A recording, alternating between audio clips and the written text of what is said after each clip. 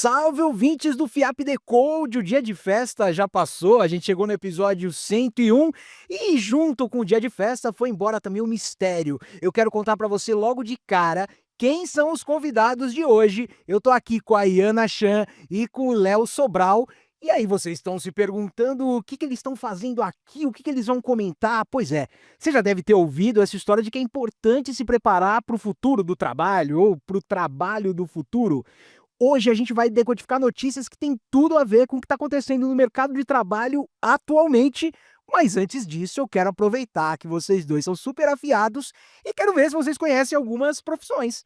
Por Ai, exemplo, Jesus. vocês sabem o que é um espeleólogo? Espeleólogo. Você ouvinte, se você sabe o que é, comenta aqui no Spotify. Eu não tinha ideia. É alguém que trabalha.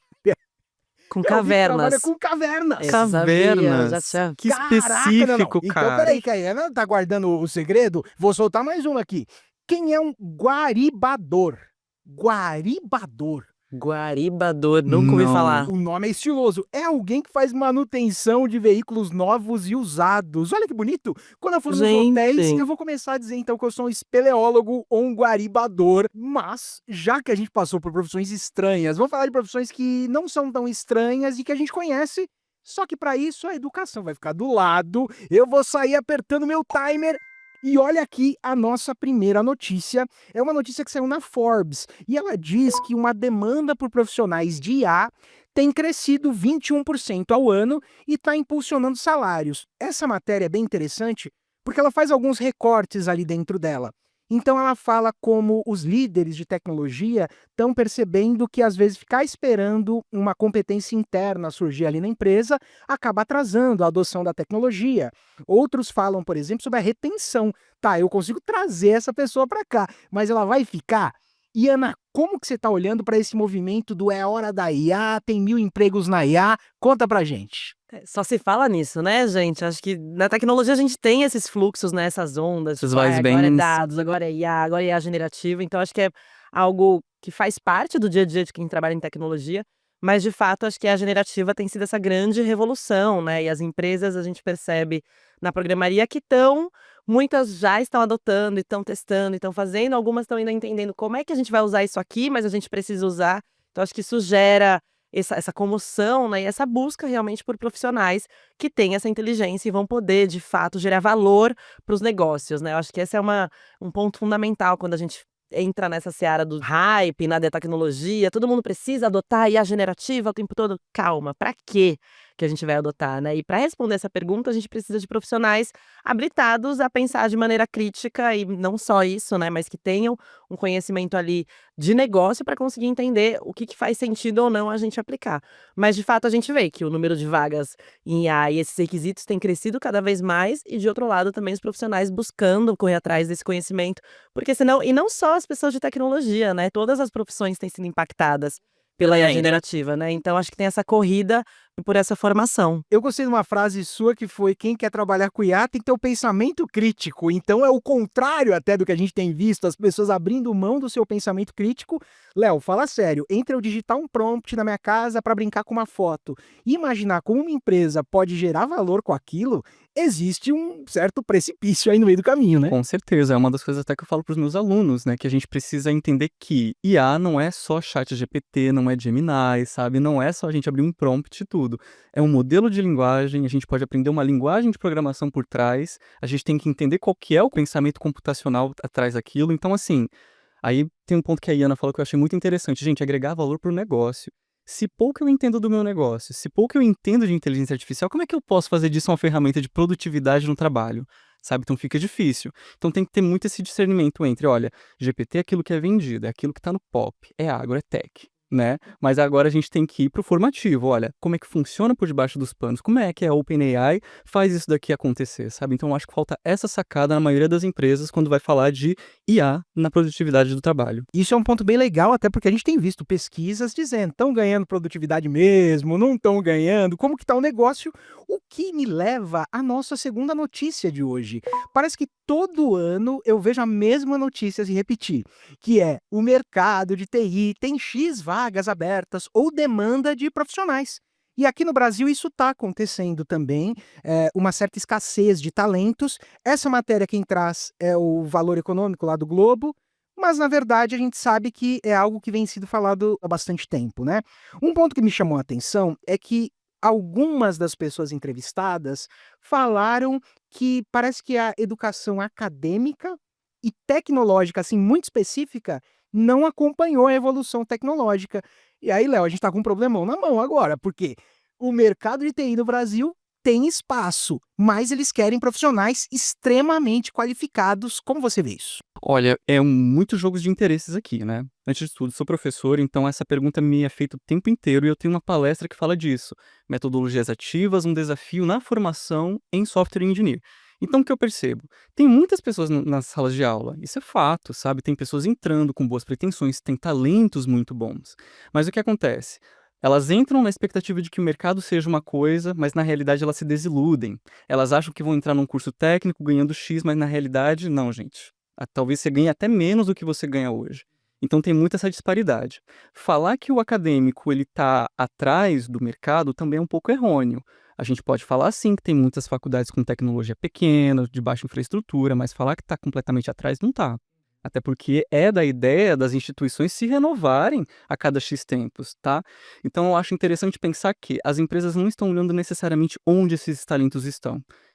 Essas empresas têm que entrar nas escolas, ó, gente, vamos fazer uma parceria, pegar os melhores alunos, fazer um programa de estágio, de trainee. Então, talento tem, que não tem oportunidade. Isso é muito legal, porque também muda um pouquinho a forma que a mesa é apresentada, né, Ana? Se você tem, por um lado, alguém querendo se qualificar para entrar no mercado, quando o Léo apresenta isso de que, olha, talvez a empresa não esteja buscando, não esteja prestando atenção, como que você vê? Até porque toma boa parte do teu tempo pensar nessa situação. Perfeito, não tem como eu falar de formação de mão de obra na área de tecnologia sem falar de diversidade, né. Pois é. A programaria trabalha para a gente, de fato, mudar esse jogo, e eu acho que é importante uma coisa que o Léo falou, porque a gente costuma ter esse discurso, né, de que tipo: "Ah, a academia está atrasada", mas o que a gente tem ouvido cada vez mais, e das empresas inclusive, é da baixa qualificação de profissionais que muitas vezes, buscam, enfim, ou por conta de condições de vida, né, fizeram cursos mais curtos, bootcamps, etcétera, mas existe uma defasagem, né, fundamental,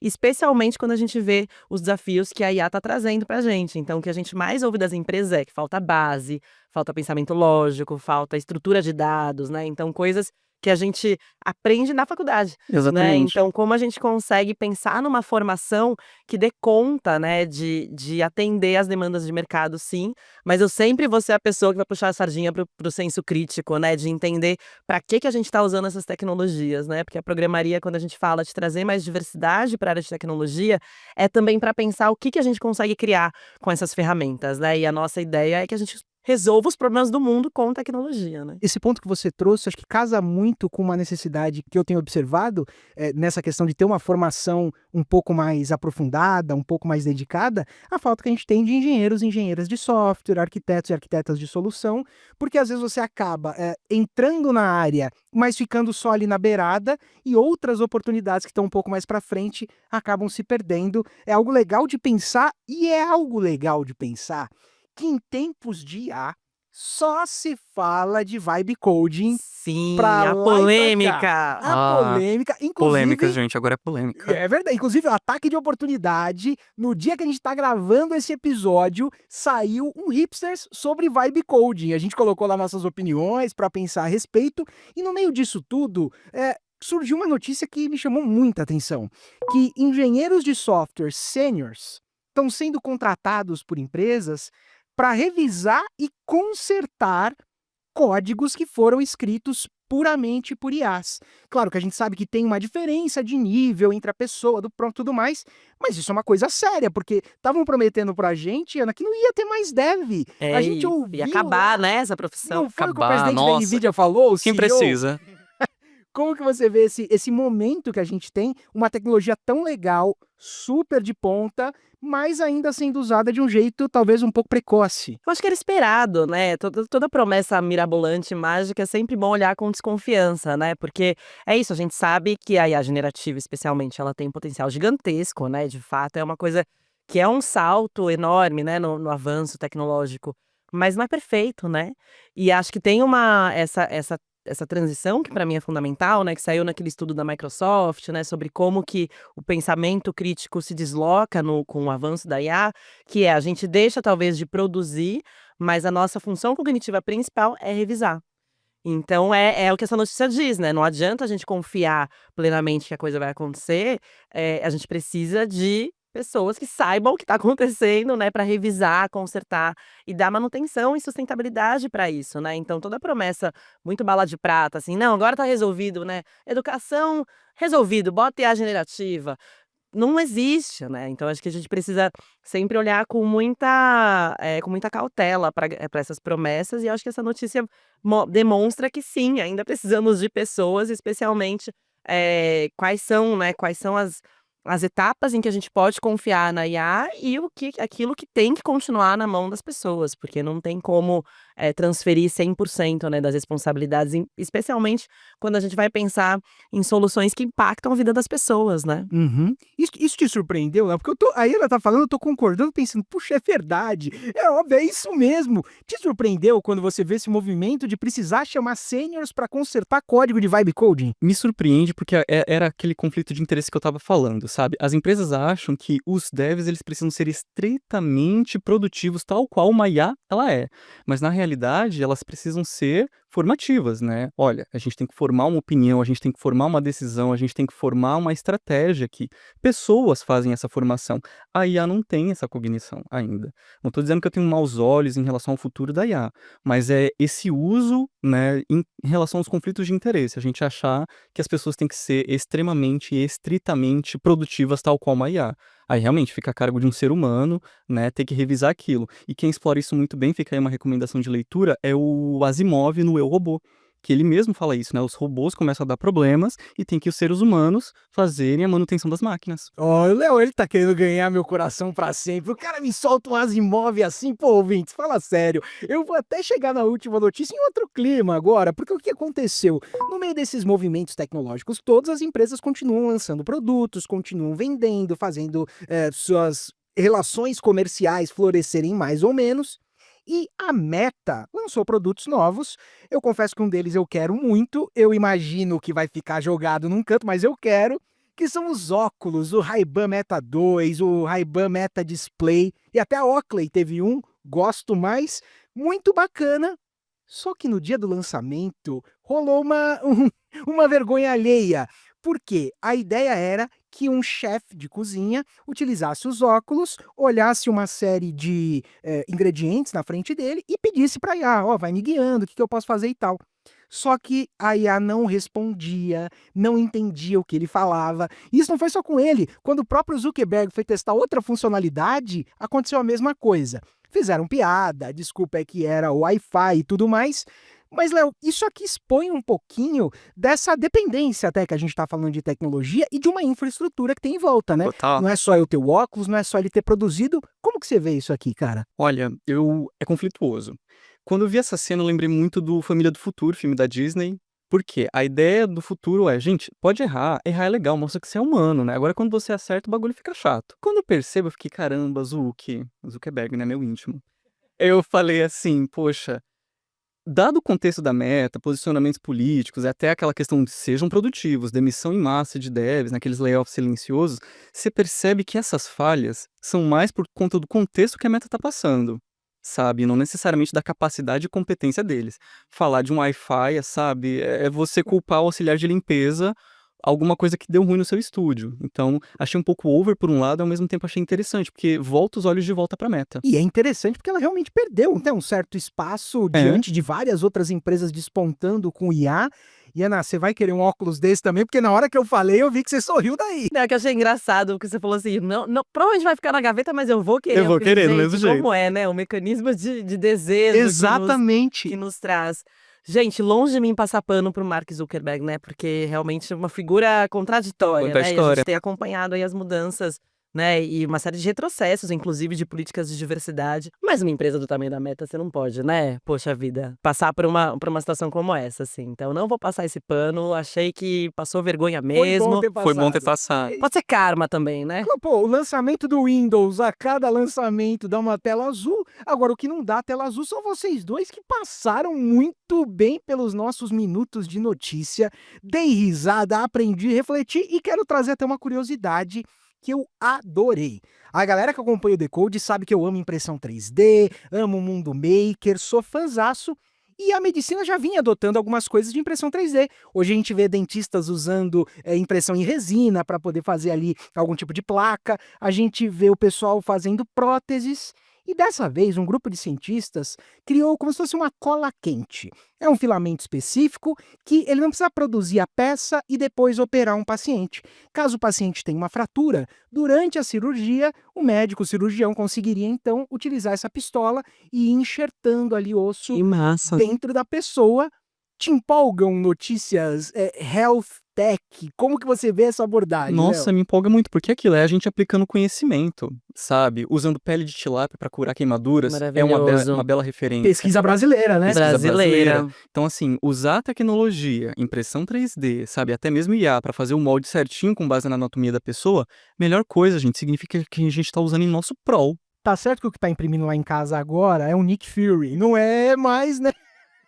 Você vai nessa também, Ana? Você curte esse tipo de Com novidade? certeza, eu acho que é isso, né? Tecnologia é ferramenta. E a gente tem discutido muito sobre os impactos sociais e ambientais da tecnologia, né? Uma série de preocupações, né? De, poxa, data centers, né? Como que vai ficar isso em relação ao uso de água, ampliação de desigualdades, né? E aí, quando eu vejo notícias como essa, eu lembro que é isso, tecnologia é ferramenta. Então, a aplicação, se isso vai melhorar a vida das pessoas, se isso vai diminuir custos, se isso vai tornar mais acessível, né, saúde, enfim, depende de quem está usando, né, depende do que está por trás, né, do interesse daquilo que está sendo aplicado e do financiamento para isso. Então, para mim, notícias como essa me fazem brilhar os olhos, assim, porque mostra que há caminhos possíveis, né, que a tecnologia pode ser usada para melhorar a vida das pessoas. E caminhos possíveis para muita gente, né? Porque voltando no Sim. começo da conversa, puxa, às vezes você tá ouvindo aí esse papo na sua casa, no ônibus, no carro, não sei, e nunca pensou em trabalhar com tecnologia. E a gente tá mostrando quantas oportunidades diferentes, fazendo o que você ama, o que você gosta, quem sabe até na área da saúde. Agora, eu imagino que a galera que tá acompanhando o papo tá esperando ansiosamente pelo momento que eu pergunto o que vocês estão fazendo, onde vocês estão, onde a gente te encontra. Léo, conta pra gente o que tá na tua mão agora e onde a gente acha você. Olha, tem muita coisa na minha mão, né? Planejar a aula, né? Se deve Muitos ao mesmo tempo, muitos pratinhos. Mas, ó, amanhã, dia 27 de setembro, tá estreando meu livro. Tá lançando meu livro, Espelho de Mim. Um livro de poesia e crônica falando de saúde mental. Então, o lançamento vai ser lá em Diadema. Consegui fazer esse livro com lei de incentivo à cultura. Então, tô na vibe de escritor, né? Tô tentando ficar um pouco mais escritor, né? Na aparência e no estilo também. Sessão de autógrafos, brinde de camiseta, de eco bag. Então, já tá em pré-venda. E é isso, gente. Eu tô muito na vibe do escritor. Esse é o meu momento. Se, por favor, sigam @livro espelho de mim. Cara, eu tô feliz demais por Maravilhoso. você, acho que vai ser um sucesso esse lançamento, e eu fiquei com muita vontade de ler agora, depois que a gente conversou. E Ana, eu quero passar a bola pra você agora, porque é muito especial tê-los, os dois aqui, e você levantou várias vezes nas suas falas uma questão de inclusão, de fala, diversidade. Não consigo, né, me segurar, gente. Conta pra gente então, pô, é pra isso que você tá aqui. Boa! E esse é um ano muito especial, né, porque a Programaria, que é a iniciativa da qual eu sou fundadora, completa 10 anos de jornada, assim, eu já tive com o Léo, pude receber o prêmio do Orgulho Tech, foi muito massa. E a gente tem várias iniciativas, né, então a gente trabalha com formação de mulheres e pessoas de gêneros minorizados para tecnologia. Então, se você ficou aí interessado, poxa, quero dar meus primeiros passos, sempre quis aprender, mas não sabia por onde começar, procura lá, @programaria, porque a gente tem cursos de front-end, de back-end, de dados, que são, assim, bem primeiros passos para quem não sabe nada e quer iniciar nessa jornada, assim, e dentro de um ambiente muito seguro, né, que a gente tem um incentivo, a gente costuma falar, né, dessa comunidade amorosa que é a programaria, né, porque é muito difícil você se imaginar fazendo uma coisa que você não vê pessoas como você fazendo. E aí quando você encontra essa turma, né, você estava comentando da sua turma, 2 mulheres numa sala de 50 homens, né, então quando você encontra a sua turma e você percebe que você não tá só nessa jornada, isso é muito poderoso. Então fica o convite aí, caso você queira iniciar a sua jornada, a gente também faz muitos eventos e quero deixar um convite especial que é para o Programaria Summit, que é o principal evento da programaria, um evento anual que a gente realiza há 8 edições, e esse ano vai ser no dia 18 de outubro, né? São 4 dias, mas o presencial é no dia 18 de outubro, e vai ter um monte de gente muito legal. A gente tem Natália do Para Dar Nome às Coisas, sua colega podcaster também, vai ter keynote da Grazi Mendes, da Totorx, então um dia com muitas atividades, palestra, workshop, mentoria, feira de oportunidades, então espero você lá, porque vai ter bolo, inclusive, para celebrar os 10 anos de programaria. E já que você tá aqui, né, nesse espírito Vamos, eu tô jornalista, eu vou te animadíssimo. dar esse furo, esse em primeira mão, no Programaria. Não contamos para ninguém ainda, hein? Vocês estão sabendo em primeira mão, real Exclusividade, oficial. exclusividade. Peraí, segura esse momento do FIAP Decode. Eu vou sair daqui, eu vou ligar pra minha mãe pra contar disso. Vai! A gente vai no Programaria Summit gravar o primeiro episódio do podcast da Programaria. Vai ser um episódio especial, ao vivo, com a Gabi Surita e a Bianca Kremer para discutir sobre os impactos da tecnologia. Vai ser muito, muito especial. Vou assumir essa skin de host. Vai arrebentar, com Tô certeza. feliz, animada. Vai, amiga, vai Fica o convite arrasar. para você acompanhar a gente também. E eu quero até acrescentar, se é que vale acrescentar alguma coisa depois do recado todo dado, para você que está ouvindo esse papo, você não precisa esperar estar na área de tecnologia para conhecer pessoas de tecnologia, para seguir o Léo, a Iana, para conhecer a programaria, para conhecer outras comunidades. Não fica esperando, não, a porta abrir. Chega você, toca na porta, abre e conhece gente legal. Daqui a pouquinho você está desse lado aqui do balcão. E eu quero agradecer de novo vocês dois por não só estarem em tantas iniciativas diferentes e ajudarem a gente a decodificar notícia, mas também por ajudarem tanta gente a ver a área de tecnologia com outra pegada. Por isso, Iana, muito obrigado pela sua presença. Muito obrigada, gente. Amei estar aqui, já quero voltar. Ah, mas vai voltar, assim como o Léo também. Teve a primeira participação e a gente Sim. tá chamando sempre. Gente, eu que agradeço a presença aqui, o convite, e uma mensagem que eu quero deixar é: tecnologia é difícil, mas entrar não tinha que ser um grande desafio. Tem eu, Iana, André, tem toda a equipe da FIAP também, então só bater na porta, oi, tudo bem? Preciso aprender tecnologia, a gente ensina. Caraca, gostei muito disso e olha, entrar não precisa ser difícil, como o Léo falou, então faz o seguinte, vamos entrar junto, deixa seu comentário aí no Spotify, me fala, você já é da área de tecnologia, não é? Tá tentando entrar, quer saber mais da programaria, quer saber mais do Léo? Vamos conversar. E nessa conexão, eu também peço que você mande esse episódio para um amigo, uma amiga, um conhecido, qualquer pessoa que possa se beneficiar. A gente se vê na semana que vem com mais Decode.